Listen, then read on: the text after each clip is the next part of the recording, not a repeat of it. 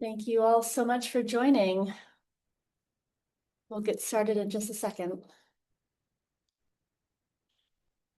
All right, with that, welcome everyone, and thank you so much for tuning into this final event of the California Council on Science and Technology's Science and Technology Week at the California State Capitol. Today's event is presented proudly in partnership with the University of California Office of the President.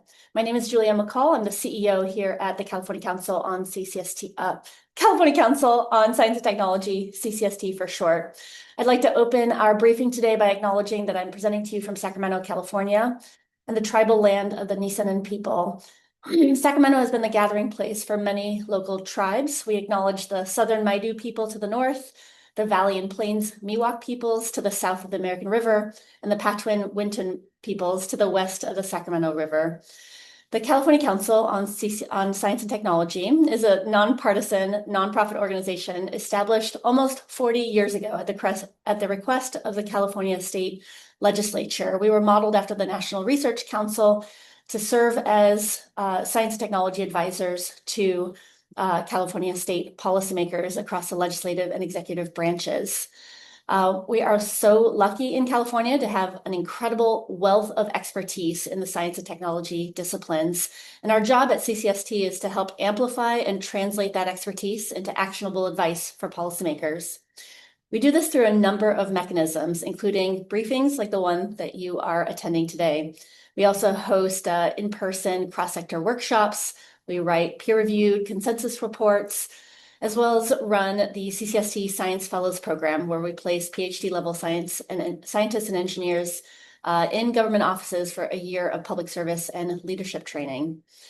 This week, Science and Technology Week at the Capitol is our biggest of the year. It's a time for us to bring together science and technology experts, policymakers, and other stakeholders to celebrate innovation and progress of the research enterprise in California, as well as to discuss the state's biggest challenges and opportunities. Earlier this week, we convened a partnership forum to discuss coordination among government, research, and science philanthropy leaders. We unpacked an array of cutting-edge applications of artificial intelligence and their policy implications as part of our AI Legislative Staff Academy, as well as explored the state of the quantum sector in California. So stay tuned for a more detailed recap of the week by subscribing to our newsletter at ccst.us. Today, our panelists are going to talk about the impacts of state research funding, and you'll hear about 3 projects from the California Climate Action Grant Initiative. I'm thrilled to now introduce the University of California's Vice President for Research and Innovation, a member of CCST's Board of Directors, and my good friend, Teresa Maldonado, who will get us started with today's program by providing an overview of the California Climate Action Grant Initiative. Over to you, Teresa. Thank you so much, Julianne, and thank you to CCST for the opportunity to have this important conversation. I also want to thank Nick Anthus and Vanity Campbell from my office. They're here on the webinar, and they have masterfully been leading this work that you will hear about today. I am pleased to join colleagues from across California out in the audience to talk about something that our state does uniquely well. That is to bring science, policy, innovation, and communities together to address big problems and strengthen opportunities that impact our state. The California Climate Action Initiative is one example. This initiative is a deliberate effort to align research and entrepreneurship with the needs of our communities, as well as with state priorities to accelerate climate mitigation, resilience, and adaptation solutions. We all know why climate action matters. California lives with the consequences: persistent wildfire, atmospheric rivers, drought, flooding, extreme heat, and I can go on.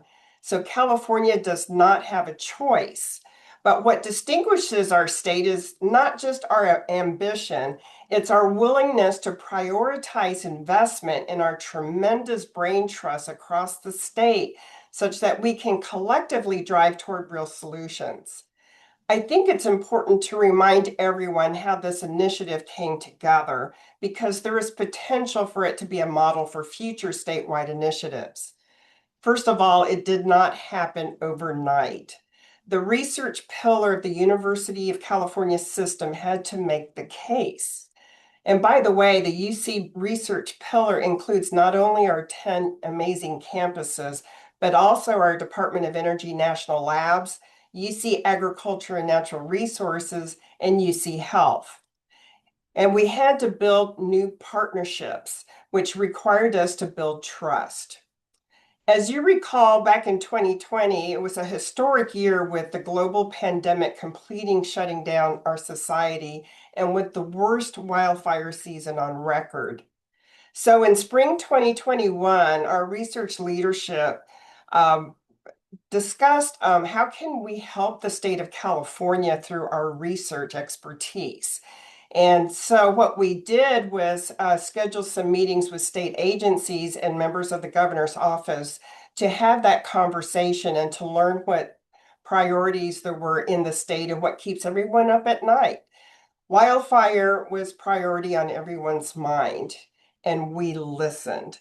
So we hosted the UC Wildfire Symposium series in the summer of 2021, which brought together experts and state leaders to identify solutions to this destructive challenge in terms of property, health, insurance, policy, and so on. We followed up on that work by preparing a single proposal on climate action and submitted it to the governor's office in December of 2021. I am proud to say that the entire UC research leadership was involved in the proposal preparation. Governor Newsom included key components of our proposal in his January 2022 proposed budget, and ultimately the legislature approved a historic investment of $100 million in research and innovation as part of the new Climate Action Initiative. These funds were awarded to the UC Office of the President, and they were to be administered by my office. The charge was clear, and we took it very seriously. We were to fund action-oriented research projects. These projects were to align with state climate priorities. We were to focus on communities most vulnerable to climate impacts, and we were to ensure that the work leads to real-world solutions. As part of the charge, the state asked us to work with all institutions of higher education across California, and we did so without question. This effort takes all of us working together. The amazing Cal State University researchers are primary academic partners in this work. Opie, if you can please share the slide. To execute, my office launched a peer review process to support two programs, both which required alignment with California climate strategic plans and community engagement with the projects. If you look on the left-hand side, the larger component is the California Climate Action Seed and Matching Grants, which resulted in $83 million awarded to 38 teams across California and led by UC and Cal State University researchers. These projects also involve more than 130 community organizations, tribal nations, industry partners, and public agencies. You can see on this interactive and searchable map all of these projects and the different sectors that are involved. If you look on the right-hand side, these projects address a range of issues central to California's climate goals, from renewable energy to nature-based solutions, wildfire, drought, and extreme heat. Importantly, applicants were required to identify the specific state priorities their work would address. Thus, advancing California state climate action priorities was built into the DNA of the program.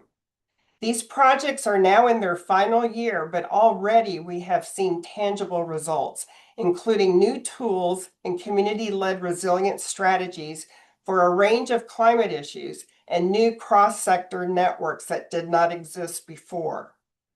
Collectively, these projects are creating a new statewide climate research ecosystem that is coordinated, applied, and equity-centered. And they are also informing the California Fifth Climate Assessment.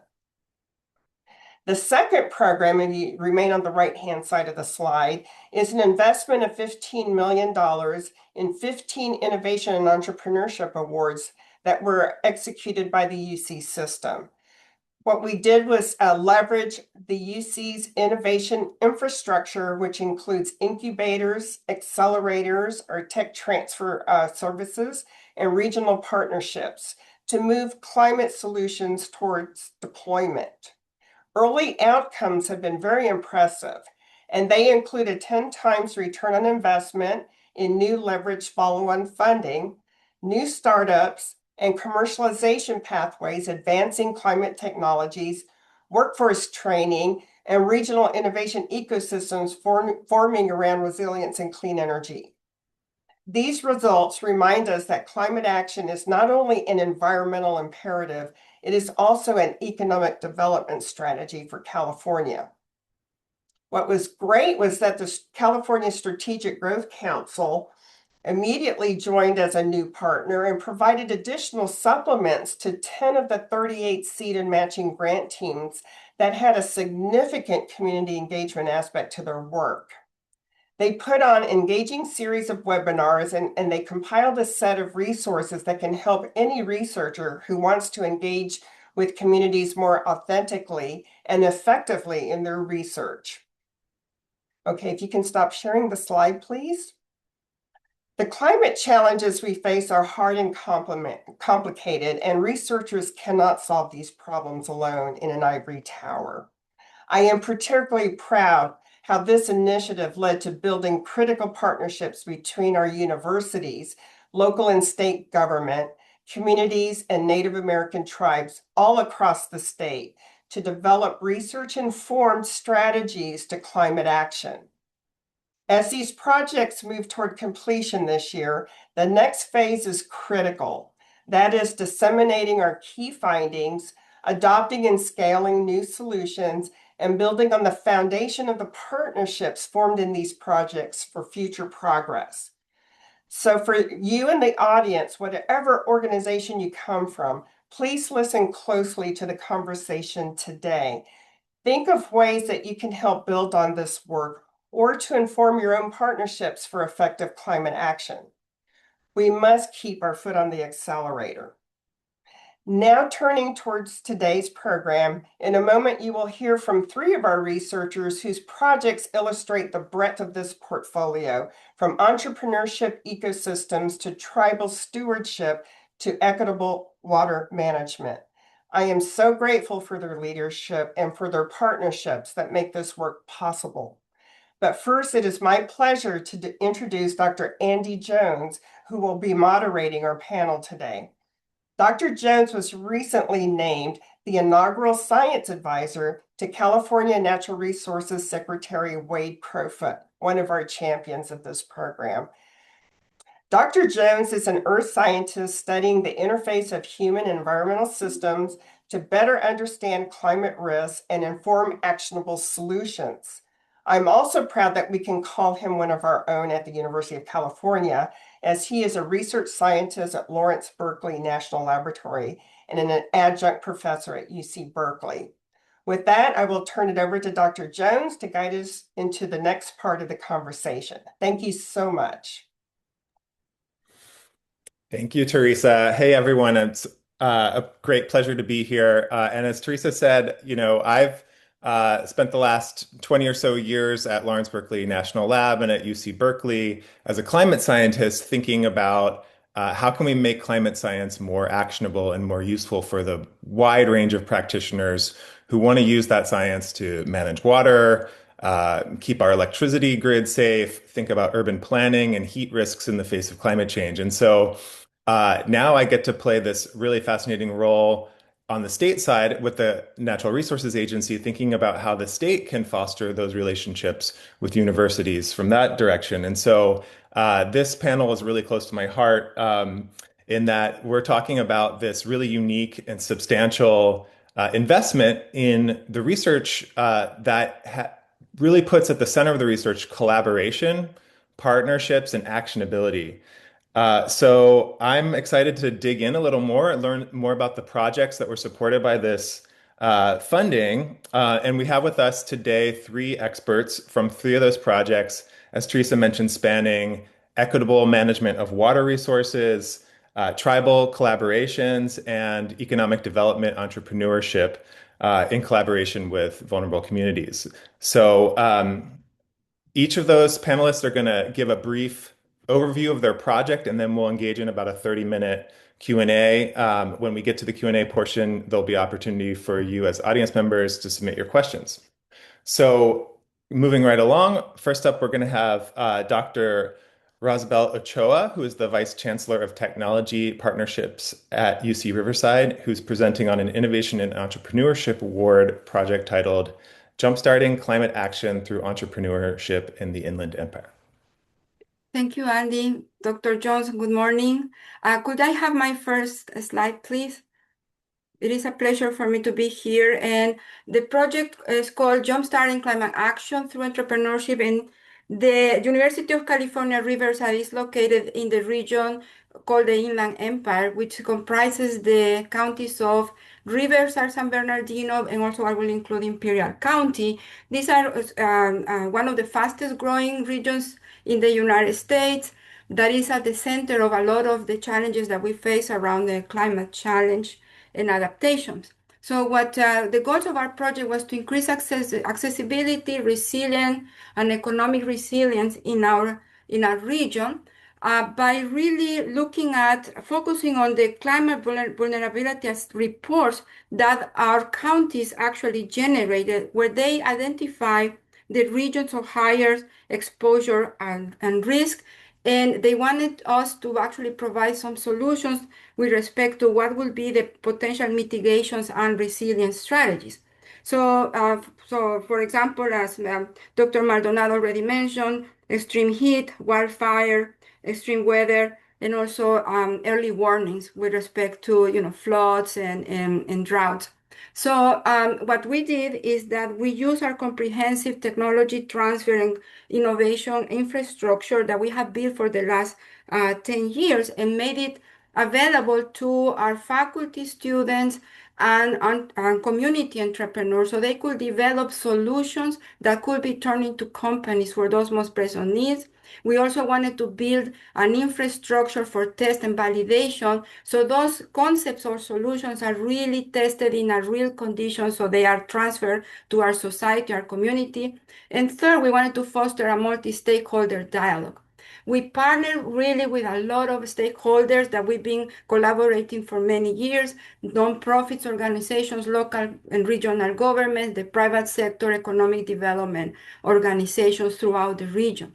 So we synthesize this effort in what we call the Oasis Entrepreneurial Academy. And the Oasis Entrepreneurial Academy is a series of programs that are focused on supporting and encouraging junior faculty from our university to develop these actionable solutions that address climate challenges. And we call it the Early Entrepreneurial Fellows. We supported 6 of them for the period of the grant. We also created 2 workshops around, we call it Climate Innovar, where our students participated in customer discovery, technology commercialization. They founded 4 companies, filed intellectual property, raised over $600,000 in funding. And finally, we actually engaged with over almost 500 undergrad students as climate entrepreneurs. It was really fascinating to see all the different solutions that they could come up with. And now, moving forward, we also created a pitch competition in which we delivered $200,000 grants for technology development to community entrepreneurs. And we are in the 3rd year of our Climate Action Conference with over 300 participants. And turning this region as a living lab, we recruited 45 companies that are using our facilities to conduct technology validations. The next slide, please. So where are we right now? We're also with support from the Office of the President and the state. We are now encompassing all of these activities in what we call the so-called Oasis Initiative. And then one of the manifestations of that is what we call the Oasis Park.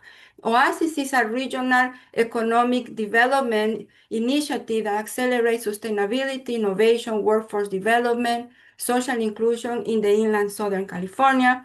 The physical manifestation is the Oasis Park. Is a place where we're going to have all our stakeholders coming together, where we're going to have access to research labs, incubator space, prototyping labs, conference rooms, and living laboratories and test beds. So all of the work that we started with this program continues for the future. Thank you very much.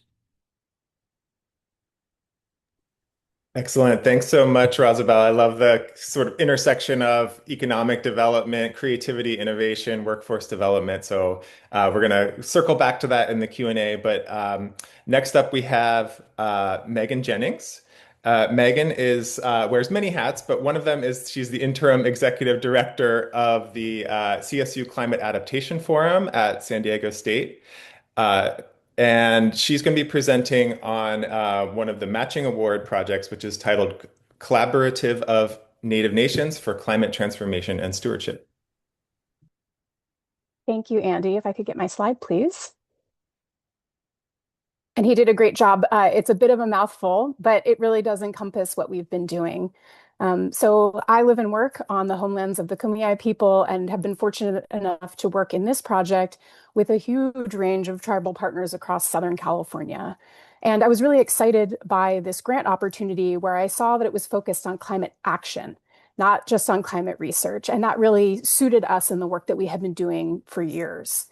So for a number of years prior to the grant call, members of our project had been working in partnership to develop Western science and tools to complement traditional ecological knowledge and support climate adaptation. And people were exploring really innovative ideas and adaptation strategies. So the opportunity to support and resource those ideas and strategies with this grant was a perfect fit to advance climate action. So our grant, we call it Connects for short, so Andy doesn't have to spit out that mouthful, focuses on climate action in Southern California through Indigenous stewardship. And we co-coordinate that at San Diego State and with my partners at the Climate Science Alliance. And really that Indigenous stewardship is to help us think about how we connect human communities and natural spaces. If we continue to plan for climate resilience in those spaces separately, we're likely to fail. And so I think there's a lot of lessons we can learn, and we've really harnessed that in our work. So for our different partners, the focus of the work has been different and completely determined by each partner. So some are focusing on revitalizing fire stewardship, some on reconnecting with the coast, others on plant revitalization and stewardship. And many of our partners work on more than one of those things. Most importantly, we've all focused on partnerships, connections, knowledge sharing, and capacity sharing because that's the true foundation of climate action. So you can see in the center of the slide, we started with 4 universities, 4 tribal governments, 7 tribal serving or tribally led nonprofits, and 3 federal agencies. But as a true network of networks, we've engaged with so many more partners to advance really exciting work that goes well beyond the vision we started with. So for example, you can see on the outcomes, looks like my text got a little garbled, but at the bottom of the slide, we've done a lot of things about connecting knowledge and bringing together different kinds of knowledge. I'd love to show you the next slide where you can really get some examples and some ideas of what we all do together. So for example, in the Santa Barbara region, you can see in the upper left-hand photo, the Native Coast Action Network has supported a cohort of fire stewards in their training, partnering with UCSB on a prescribed fire training exchange that last year had Indigenous participants make up a quarter of the group, learning and putting fire on the ground at Sedgwick Reserve. Those stewards have also traveled earlier this year to a cultural burn to learn from the Honorable Ron Good of the North Fork Mono. So a lot of intertribal collaboration, but also collaboration with universities and learning from one another. In the South, the La Jolla Band of Luiseno Indians have also been advancing cultural fire. They work to implement a cultural burn, and it's offered opportunities for research collaboration, intertribal training opportunities, and student learning. So my colleagues, researchers from SDSU, joined them to help explore plant and microbial soil communities would respond to the burn. They're working with the Climate Science Alliance and a cadre of fire professionals to train fire and fuels crews with red card credentials. And we recently held a tribal burn plan training to support others in doing the necessary paperwork for their burns. And last spring, you can see in the center top there, we brought students from San Diego State and CSU Long Beach to La Jolla, the reservation, to hear about the burn and learn from tribal elders. So we're connecting people to all learn from one another. And I just wanted to highlight one other sort of example along the coast. So coastal reconnection, that had to start in a different place because the deep historical exclusion from the coast that tribes have experienced. So there, one of our partners, the Sacred Places Institute for Indigenous Peoples and the Native Coast Action Network, as well as the Climate Science Alliance, up and down the coast, they've hosted listening sessions to identify community priorities for stewardship. One of our partners, the Tongva Land Conservancy, recently rematriated land, and they've been gathering community input on how to revitalize that land. They even had input from partners at another one of our partners at the Native American Land Conservancy. They have a lot of experience with restoring lands that come back to Native ownership and how to engage the community in that stewardship. And they were able to share that knowledge. And really excitingly, you can see an example in the lower left of folks looking at a sign that was part of a project that the Tipewa Native Warriors and Climate Science Alliance put together called Hear Their Names. New signs that have Kumeyaay names for the plants and a linked audio recording where you can hear that name pronounced properly, were placed at the Sweetwater Marsh. So that's a U.S. Fish and Wildlife Service managed refuge. And that really helps start off on the right foot, repair relationships and make sure that there's a place and a connection. That's been connected with community gatherings and to welcome the spring and fall seasons to really strengthen those relationships to advance a place for joint stewardship. So those are just a few of the examples about how our partnership is weaving these threads together to really expand the impact of the work of each individual partner. Thank you. Excellent. Thanks so much, Megan. What an incredible example of how human relationships are the foundation for sharing knowledge, co-creating knowledge, and how that can be very different in different contexts, particularly when, historically some of those relationships have not been super collaborative. So this is just incredible to learn about your work. Looking forward to digging in more. But next, we're going to hear from Ted Grantham. And Ted is a associate professor of cooperative extension at UC Berkeley. And he'll be presenting on a matching award project that's titled Co-Equal. That stands for Equitable Stewardship of California's Water in a Changing Climate. All right. Hello, everyone. Thank you, Andy. More folks want to pull up my slide as well. Yeah, I hope everyone has been enjoying your Science and Technology Week. Very happy to be joining you today. Ted Grantham from UC Berkeley and also associated with UC Division of Ag and Natural Resources. Our project, known as Co-Equal, the Collaboratory for Equity and Water Allocation, is focused on this broad question: what is California's water future? What are the paths we might take into the future? What are the risks? And most importantly, who decides, right? Who's going to be involved in making the decision about our water future? As many of you are aware, I'm sure, California has a really big and complex water management system that moves water thousands of miles from watersheds in the northern and eastern parts of the states to water users in the Central Valley and all the way to Southern California. Even experts have difficulty tracking how water is moved around the state, and this is particularly true for communities and water users that are most vulnerable to water supply shortages. There are tools available to support water planning, but they are also quite complex, and these create barriers to participation in the assessment and planning and decision-making around water in California. So with Co-Equal, this project, we aim to lower these barriers and create a foundation for broader, more inclusive water planning and decision-making. We believe that by empowering the public to access the same type of data and tools that are used by government agencies, we can open up opportunities for new, creative, and more inclusive solutions. So as part of this project, we use a collaborative modeling framework that's sort of centered around participatory research methods. We're essentially co-designing and developing water management scenarios that represent alternative water futures for California using an existing water planning tool called calcium, which I won't have time to tell you about the details. But these scenarios that we develop, these modeled scenarios, explore strategies that go well beyond the sort of status quo and consider a wide range of changes to our water allocation system, including shifts in priorities, changes in regulations, new infrastructure, and so forth. And our goal is not to define a single strategy or a single solution that works for everyone, but to explore a really broad diversity of strategies to help understand what's possible, right? And how can we think creatively about moving forward? We have dozens of partners involved in this project, too many to list here. Many of the UC campuses, and we have partners at CSU as well. We have government agencies involved, such as the Water Board and DWR.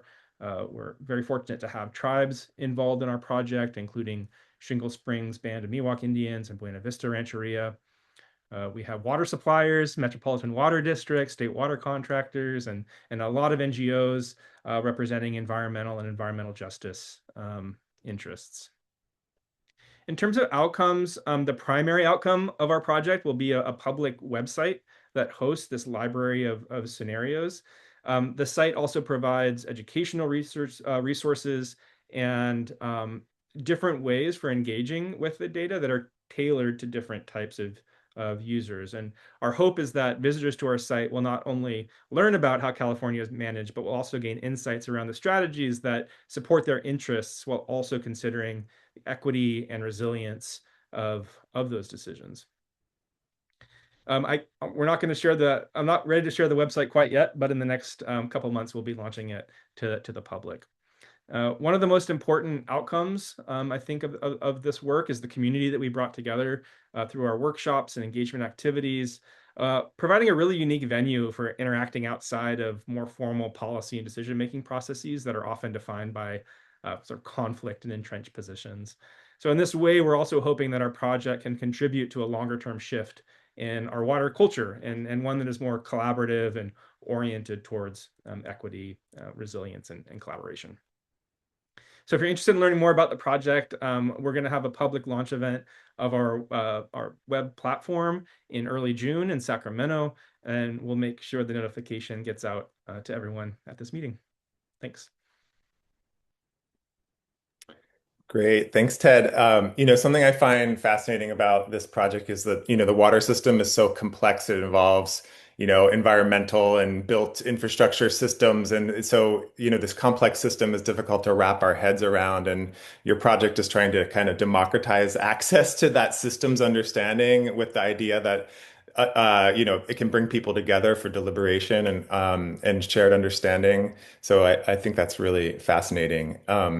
So we're now going to move into the kind of more Q&A with the panelists. I'm going to start off with a few of my own questions, but we also invite folks who are watching the webinar to submit questions through the Q&A feature. So I'm going to start with Megan, and I think, your project is really centrally about engagement and collaboration with tribes. Many of the projects in the suite of that were supported by this funding opportunity are engaging with tribes. And I've noticed something that, for me being now at the Natural Resources Agency, that this is a real priority for the Natural Resources Agency is enabling cultural practices and engaging with tribes in stewardship. So what can you tell us about what you've learned about how to do that? And do you have any advice for researchers who would like to engage with tribes? Yeah, that's a great question, Andy, and I get it a lot. And I would say part of the answer to the second part is the answer to the first part. So what have I learned and what advice do I have for others? Well, part of the advice is that this is an investment of time and commitment and relationship building, and it doesn't happen overnight. So the lessons that I've learned over the course of the last 7 to 10 years of working really closely with tribal communities, but I've been working with tribal communities for over 20 years. Some of our partners I've known for that long. So, really forming a strong relationship, understanding who a person is, this is very personal work for tribes. There's a saying that we are the land and the land is us.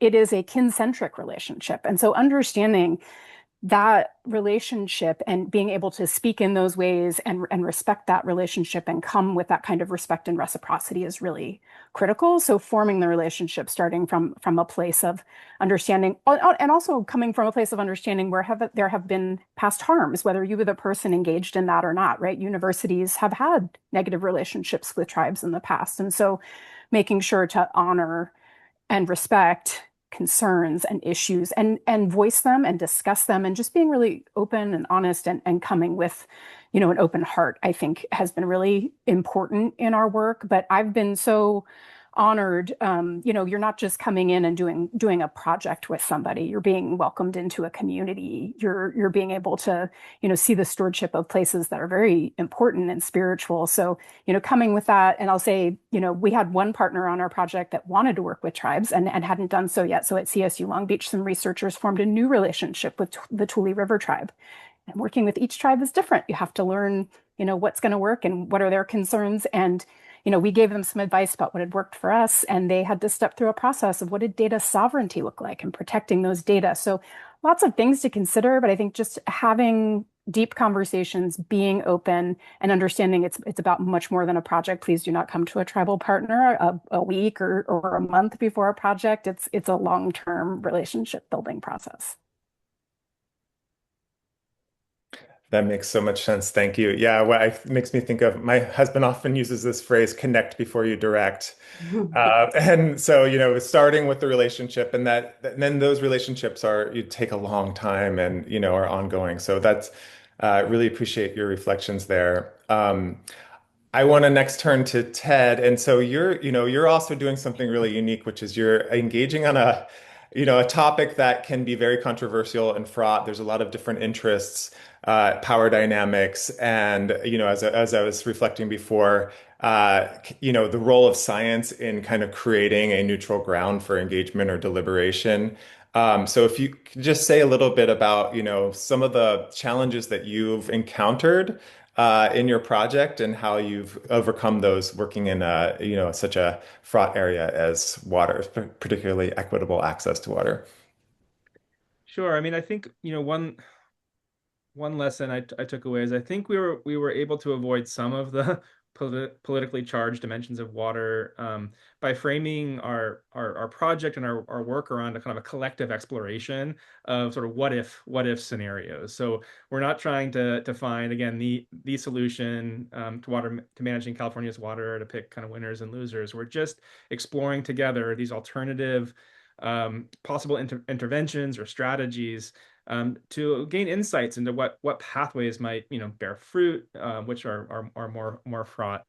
I think it's also helped on the communication side. We've done our best to move our framing away from kind of zero-sum thinking and drawing attention to not only to trade-offs, which are real, but also to system-wide behavior that relate to sort of equity and resilience. And so, concepts that I think everybody can kind of can grasp that doesn't focus on narrow interests.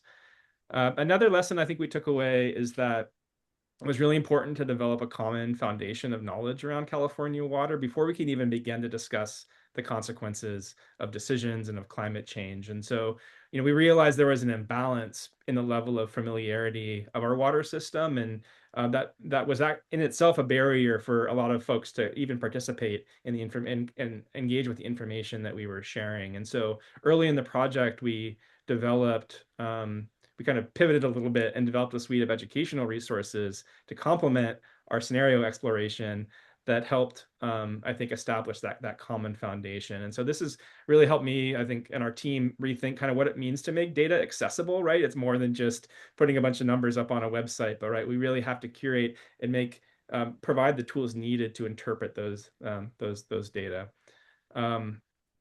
Getting back to your question about I guess sort of the other political dimensions. I think I've actually been really surprised by how open the dialogue has been among our community partners, including those representing organizations that are often kind of in oppositional positions and policy spheres.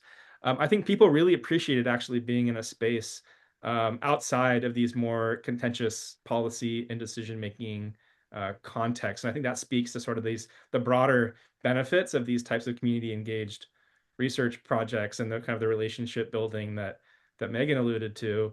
And that, this is much more than just building a widget and making data available. It's bringing people together in ways that can be really powerful and helping to move the needle on these challenging issues. Yeah, I love that. It's bringing people together and also sort of creating a space where there can be creativity and, kind of open-ended thinking about what's possible, and maybe outside of like a narrow framing where there's kind of scarcity. So that's really fascinating. And I guess on that theme of creativity and innovation and finding solutions, I wanted to turn also to Rosibel, who's, you have this really fascinating project where you're trying to create an ecosystem for innovation that achieves kind of workforce development goals, but also contributes solutions to some of the climate challenges faced in the community. So, can you just say a little more about how you see that working, and what do you foresee as some of the impacts of the work for your local community and partners? Thank you. So I think that what we wanted to focus on is maybe articulate the challenges regarding climate, around fire and drought and water into more granularity. So the problem statement is articulated so our students and our faculty and community members could actually identify unmet needs and specific solutions or interventions that they could actually attack and turn it into a solution. So I'll give you an example. There is a community in the Imperial County that uses water from the wells, and the water is contaminated with arsenic, right? So at this moment, what they use is bottled water, which is very expensive. So as part of this this grant, we work with the faculty members and they work with the local community on developing a device that was able to actually help individual community members with the testing of that water. And now this device that is very it's simplified, but at the same time it's very smart.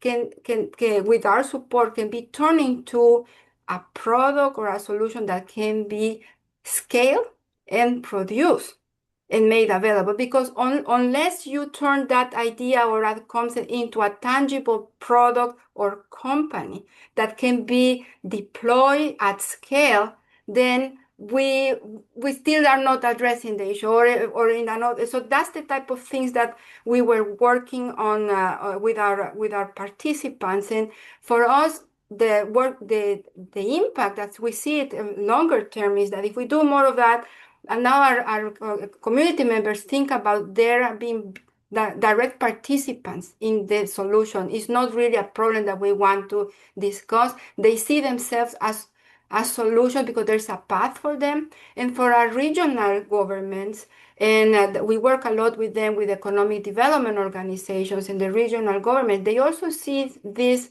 type of projects as a path for workforce development and economic growth, because these solutions become companies. These companies hire our students, and those students really stay locally. They don't migrate to other places. So there is an economic activity that is part of that whole enterprise. So I think this is one of the beauties of this type of programs that we are very excited about.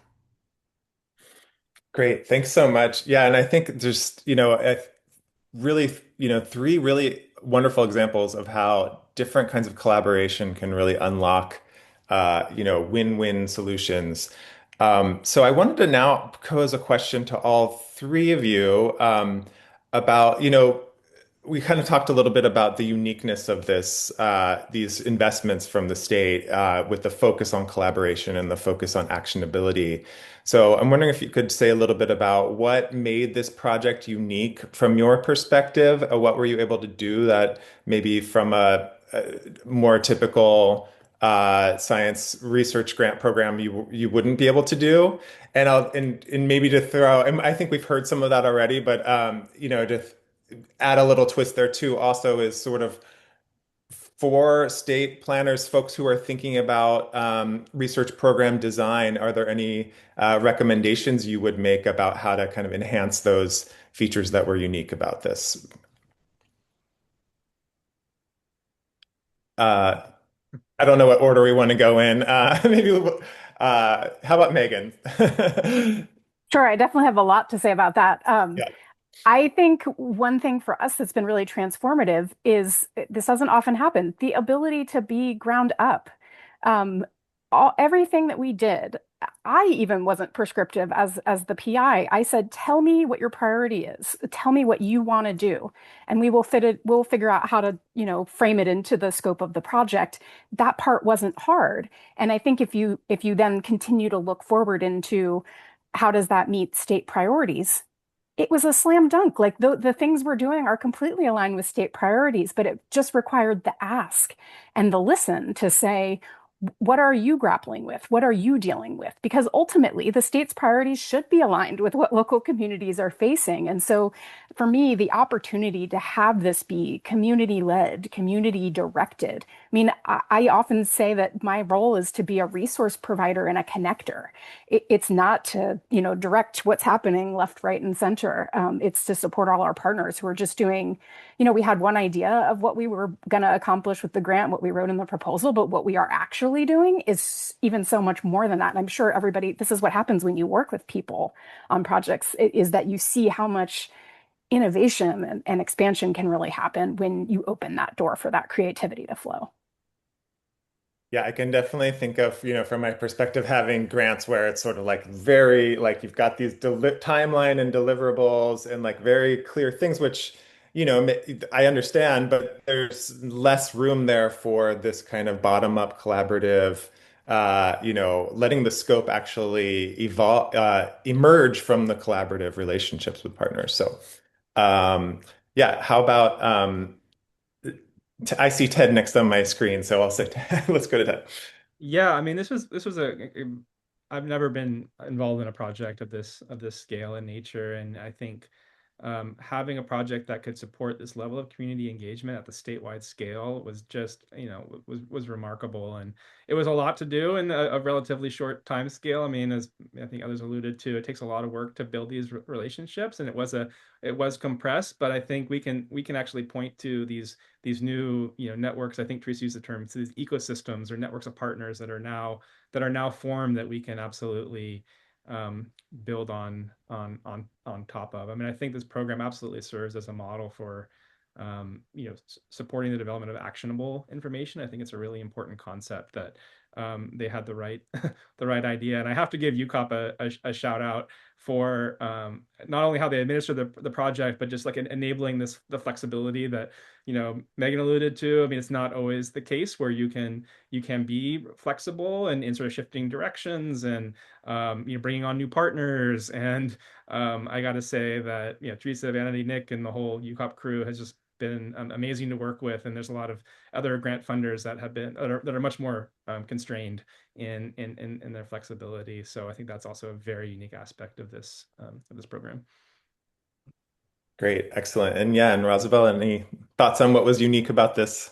Well, I think that certainly where I'm coming from is that we've been doing this approach about community engagement, economic development already for 10 years. So this the idea about building an infrastructure to support growth through this multi-stakeholder engagements being around, but this grant in a very short period of time allow us to refocus that existing infrastructure to demonstrate what is possible in a short period of time. So with concrete examples, and that was really very unique in our case and very helpful. So when you're looking at, moving forward, I just have to plug in, right? The reality is that yes, we show the potential, but the reality, if you're building companies and solutions, this type of engagement take years. A new variety of alfalfa that is drought resistant needs years to be demonstrated, deployed in the field and transferred to the farmer. So hopefully we continue with this type of programs and activities, because for us to really see the outcomes, I think it's going to take more time. Andy, Yes. could I jump in Yeah. for just Oh, a second? sure. Yeah, yeah. I just wanted to tack on to that. You know, Rosibel is saying like how much time this takes and how much investment there was before we even got to putting together these proposals. Teresa mentioned Mhm. the Strategic Growth Council, and I want to give an extra big shout out to them. We were funded in 2 different rounds of the Strategic Growth Council's climate change research program, which also centered community engaged research. That doesn't fly with some of your typical national funding sources. And I'm so thankful to them for investing in that and allowing us to create those building blocks that are exactly what Rosibel was talking about, right? You have to find somebody who's willing to invest in that somewhat unique process, and then UCOP carried it forward. So props to everybody for having that vision and carrying it forward, because as Rosibel said, like it is so critical to forming the relationships and then carrying them forward, because it's not, we don't do this work in 2-year cycles, right? It's not tied to a grant cycle. Yeah. Yeah, and that's great that you were able to leverage multiple opportunities to keep those relationships going over time. Um, Great. We're going to now turn to some questions from the audience, and I want to also invite, Teresa, if you want to come back on and be part of the conversation as well, because I think this one might be a good one for you. So the question is saying, climate change is a global phenomenon, and California's leadership and actions are really noteworthy. But as this programming progresses, do you expect or plan for interstate or international collaborations for similar actions and sharing knowledge and lessons learned, beyond California? Sure. Because climate doesn't stop at the border, right? Mhm. At the state border. So already many of our teams and myself, we have dialogue with colleagues all across the United States and internationally. That's happening already. In terms of formal organized projects, I'm sure some of those are happening. And so also note that we called the initiative Climate Action and not Climate Change, and that was, done in 2021. So I'm real deliberate about talking about climate-related events like wildfire, climate-related longitudinal studies of changes in biodiversity. So I'm real deliberate about my language because the study of Earth, ocean, and atmospheric ecosystems that are integrated is science in itself, and we have excellent scientists and engineers in the state of California looking at the whole integrated system. But to answer the question about international formal projects, those are we're set up to do that, and I think we funded through this program amazing teams, and the excitement continue. I mean, I can hear it here with our panelists, and we have others, and so we are positioned. Also, I think the initiative, the way we tried to structure it, it was an experiment, and I think. Much of it is working, and we're certainly doing some course corrections in real time on how to make it better in the future. Mhm. Yeah, Rosbel, you want to add on to that? Yes, and I think that what is also very interesting is that we, as in California, look at the experiences of other regions around the world. I'm surprised when I travel overseas to Asia or Latin America. I'm amazed of all the initiatives that the universities organizations are also undertaking. So there's an opportunity for us to learn as well on on those initiatives and bring them to California as well. So it goes both ways. That's right. Yeah, Yeah. absolutely. Had the privilege of traveling to Australia for a conference last year and hearing about their work in land stewardship with Aboriginal communities. We have a ton to learn from what Canada's doing with First Nations and their Guardians program. New Zealand has amazing programs, right? We're trying to catch up. I think we have as Rosabel said, we have lots we can learn from people who are several steps ahead of us about what's worked for them and what hasn't. Hmm. Yeah, I can say also just say from my experience, I'm currently working with the Intergovernmental Panel on Climate Change on a special report on climate change in cities. So it's, all about the very local measures that can be taken to both mitigate and adapt climate change, but with an international perspective. So there's this kind of like, how can different cities learn from each other, and translate lessons learned, So there's lots of opportunity there. Okay, so our next question is directed to Ted. And someone wants to know, you mentioned something about non-zero sum games, and is there a formal game theory model proposed or used in your work, or was that more of a kind of a conceptual analogy? Yeah, it was a little bit more of a conceptual analogy, although we do have folks on our team who are kind of have a background or experience in kind of formal game theory.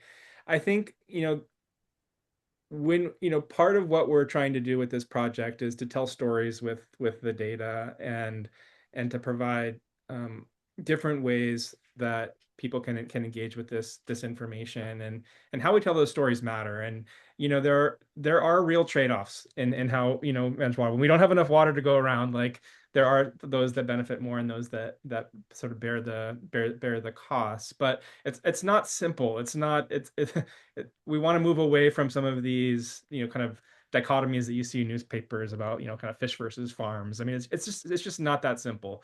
And so we want to be transparent about the nature of trade-offs related to different scenarios. But we want to move beyond just focusing on trade-offs, and by that's where we bring in these different perspectives of the data that really focus in on equity dimensions. So, like, in a given scenario, who are those that seem to be sort of bearing the greatest impacts of a strategy or of a climate future? Who are those that are benefiting and making that very obvious? We have different views of the data that focus on resilience dimensions, like how sensitive are different aspects of our water system to increasing climate stress, for example. And so we try to layer in different perspectives that focus on different concepts. It's a way just of interpreting and thinking about our water system that I hope will move us away from this sort of more simplistic thinking. But yeah, if you I'll be curious to hear your reaction when we launch this thing, to see if we're successful. Yeah, I often think about kind of there's this difference between, like, if you start today and say, here's our three options, like, what if, we have a constrained set of decision choices and we have to evaluate the pros and cons of all of them. And that's a very different mindset than what are our shared values and what are we trying to get to and what's the pathway to them. And so I see in your project kind of the potential for that kind of creative thinking about how do we get to the solutions that we're trying to get to, rather than like just thinking in a more narrow way about a limited set of decisions. So good luck, I guess, with that. Um, yeah, I guess I want to say to the audience, like, please feel free to put more questions in the chat. We're open to what you want to ask about. Um, So Andy, could I just yeah. make a comment? Like, I've heard Ted sort of comment on that, like not constraining, Hmm. the options of how you get somewhere. And I just want to emphasize how important that is, because we don't all share the same knowledge systems. That being able to be open, like you said, where are we trying to get to? There's a lot of different ways we could do that. And with the uncertainty that we have in exactly the way climate impacts are going to play out, we have to be creative and innovative, and prescribing things, I think, stifles that. And I think it is most impactful to the people who have different kinds of knowledges that aren't traditionally valued in Western societies. And so I think being open to that allows more people to have more ownership, because we will all be affected and some communities will be disproportionately affected. Everyone should have a say in how this plays out for them by being able to play a role in the solutions. And frankly, I think we'll all be better off if we have more people having a voice in the types of solutions we execute. Hmm. Hmm. Great. Well, I guess that raises for me a question, we're talking about solutions and, where can we get to? And I think it, that it makes me wonder kind of what do you see as the potential of this kind of work? Like what's making you feel optimistic and where do you see this work? How do you think about what this work is able to unlock in the future? Can I go? Yeah, please. So I like to tell like stories, but one of the things that we observed when we did this conference, climate conference, where we brought the faculty and the community members and the private sector and government together, and it was very interesting working with our amazing scientists and help them articulate how this work that they're doing in the labs is going to impact the work that is being done at the community to address these solutions. And that requires some translation, right? Some in terms of like, it is not just about the science, it's about the so what. How do you transform this discovery into a solution that then goes into the community? That type of, and I received feedback from from all the participants saying it's not usual that we actually focus on practical deployment of solutions and the financial models and how do you raise the capital to actually implement. So if I will say that when we're going and what I see very exciting is that if we continue having this type of exercises on practices, I think we all be better off in terms of how do we actually present the value, not only the value, societal value, but also the financial advantages of doing climate adaptation resilience. There is an economic opportunity there that we need to actually articulate and be able to share with the general public and beyond. Hmm. Absolutely. Yeah, Teresa. Yes, I'd like to add that, Rosibel, that was perfect. Uh, for those of you not in academia out in the audience, for faculty researchers or academic researchers to have the permission to work with communities and have it be part of their incentive structures and performance as a faculty member. This was new. And we were, as developing the request for proposals, we tried to write it to coach the faculty on how to spin their work for impact for the state. And so what Rosibel just summarized was actually very difficult. And faculty do want to make a difference. And it's a learning curve on how to work with different types of partners. Industry works very fast. Academia, not as fast. And then to work with different types of communities is something that we care about, and we're continuously learning how to do it effectively. So I just wanted to highlight that what Rosibel said is not easy, and I'm excited at how many faculty really stepped up in this program. Yeah, Ted. I'll just add on to that. I mean, I also want to give a shout out to UCANR and the Cooperative Extension Network that is a different flavor of, I think, of this type of community engaged research that's been happening for a very long time. And I think being a cooperative extension specialist, like I think gave me a little bit of a perspective on what the state was trying to achieve, with this grant program, and kind of gave me a little bit of a language or a model on how to move forward. So just want to recognize that, UC has been doing this work for a very long time. There still are, I think there's a lot of faculty that are not maybe fully aware of the work of cooperative extension, or folks in UC system that are not aware of cooperative extension. But I think it is a model that could be even leveraged more than it has been to advance these broader objectives. So throw that out there. So I'd like to add to Ted's comment. Thank you, Ted, for saying that. A vice president for Ag and Natural Resources, Glenda Humiston, was absolutely critical in helping to frame the request for proposals. I talked to her a lot in trying to articulate the language for the RFP to help the faculty do exactly what Ted just summarized. So thank you, Ted. Yeah, Megan. And I think this is a great opportunity for me to put on the other hat that you mentioned at the outset of this webinar. So I lead a new consortium. We have several consortia across the entire California State University system that are intended to tie together our 23 campuses on different kinds of work that we do. And we just started one focused on climate adaptation. And community is absolutely at the center of that. At the CSU in particular, we are our communities, right? We are embedded in so many of the communities where we are across the state. And I just wanted to highlight each of our campuses has a center for community engagement, right? And I think that's really powerful to recognize that we have this role. It's not just to sit in, and I appreciate the UC for recognizing that in these grants. And as you highlighted, the UCANR does this work as well. We do this. I think we're still not great at talking about it. And I think there's also a lot of opportunity for more of our colleagues to learn what that looks like. We're not taught what that looks like in traditional academic training. If you're getting a PhD and becoming a faculty member, it's not part of your typical training process, but it's so important because you see the impact the work is having when we go out and we're doing that work in the community. And I think we have been, and this just elevates that and really demonstrates the power of that for climate action in particular.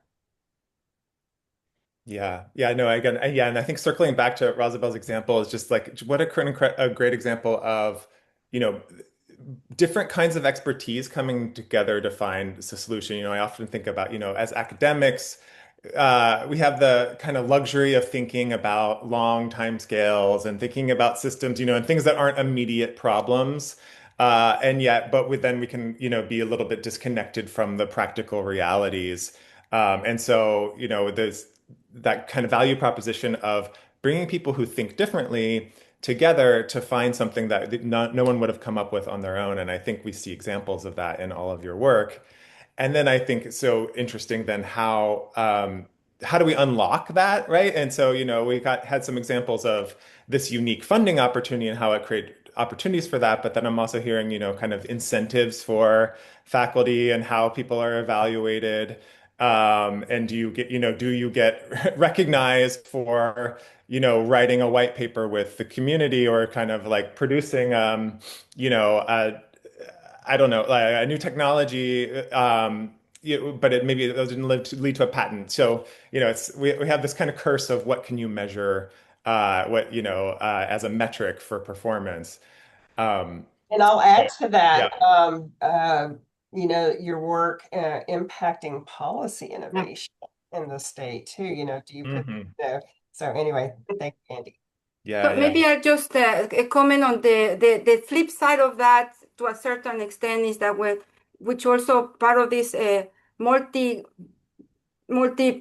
stakeholder teams is that sometimes within the universities we try to come up with a better and the greatest solution sometimes, but sometimes there's ways to do the same thing with what already exists off the shelf.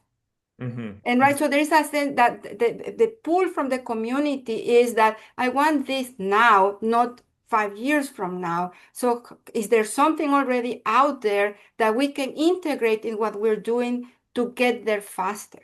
You Hmm. see, so this type of grants and hopefully we get some more of this one because it forces us to really think in those terms. Hmm. Right? I think it was part of the framework, right, Teresa? It has to be tangible. It has to show outcomes. Yeah. Yeah. Great. And I think we've heard also a lot about collaborations with tribes, with communities, with various practitioners and I think I also want to recognize that we have this all these state agencies that we have a lot of scientific capability and research and data capabilities with the state. And so we have a question from the audience saying, "Great panel. Curious how the panelists think about the benefits of pure research performed apart from the state agency efforts versus research that's done in partnership with state agencies." And there's an example here of California DWRs doing some cutting edge work that moves beyond the fish versus farms framing. And how do we balance independence in research, assuming from the academic world, versus tapping into the current momentum with state agencies? I mean, I could take a first shot. I mean, I think we absolutely need both. I think we need continued investment in, basic, basic research. We need to we do that well. We need to continue doing that well. But I think we can still do more in this this boundary spanning space to connect those folks with the on the ground. Like it's like we call it the continuum in extension. We can strengthen the continuum, I think, between community-based, community engaged research and action to the more applied, so the more basic research areas through kind of boundary spanning, initiatives and organizations. And I think a part of that, I think we alluded to, is like creating the right incentive structures for faculty to move out of that space. But I mean, all this say, as someone who does kind of move between is about sort of a boundary spanner in this context, like it's really important to have those colleagues that really know their stuff in certain areas that maybe aren't working on these applied issues, but I need to be able, they're a resource that I need to go, that I really rely on because because we can't all be experts in all things. And so we really need those like highly disciplinary experts that we can draw from, which exist in the UC and CSU, kind of research network. So it's really about the connective tissue in my mind, through these types of initiatives, through investments in A&R and other similar kind of community engaged institutions on campuses to create those connections. So I think we can do both. I think we do both right now, but we could do both better. Great. Okay, so go ahead. Sorry. Yeah, go ahead. I was just going to say, I would agree with that. And I do a lot of collaboration with the state where sometimes they have a question and we're helping them answer it, that they specifically designed. But sometimes we're saying, hey, we've been doing this thing with this, and I think this aligns with some of your priorities. Would that help you? And I think that's a lot of where the boundary spanning comes from, is just the back and forth, like maintaining the communication and the relationship. Yeah, for sure. So we're getting close to the end. So I want to do like a final. Oh, go ahead, Teresa. Yeah. I just want to mention real quickly that in conversations I've had with different folks in the state, is that around the area of data, so when faculty do their research, I'm sure Ted has huge data sets, around water, and the state does too. The state has amazing scientists, and so the data fusion and how we use data, these large data sets to produce information to make decisions and innovate in the policy space, I think is an opportunity. Yeah.